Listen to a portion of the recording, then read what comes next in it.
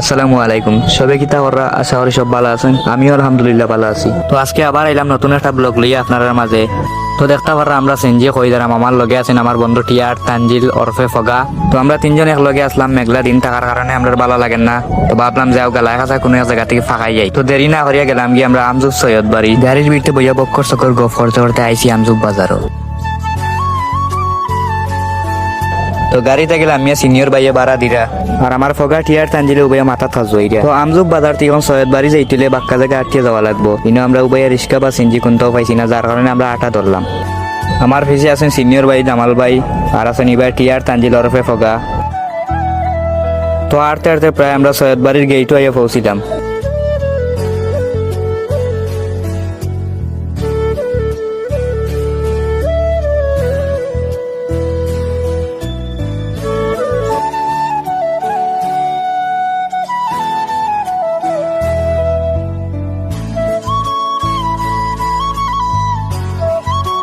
তো গফ করতে করতে আমরা টিকিট কাউন্টারও আইয়া মাইলাম। আমাইয়া দেখি না ম্যানেজার সাহেব নাই, ম্যানেজার সাহেব বিরতে।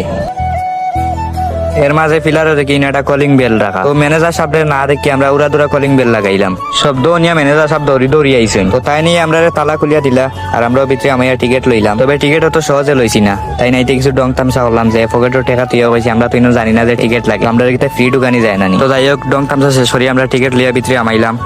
আর সৈয়দ বাড়ি কিন্তু আমরা আগেও একবার আসলাম, এখন এ দেখি যে আগর থেকে আরো বেশি সুন্দর হয়েছে। আর ভিতরে আমায় লাগিয়ে গেলাম হুরুতাইন তোলা খান খেলানি। আটতে আটতে পাওয়া 20 করের হইতে আর বইয়া তোরা রেস্ট নেই।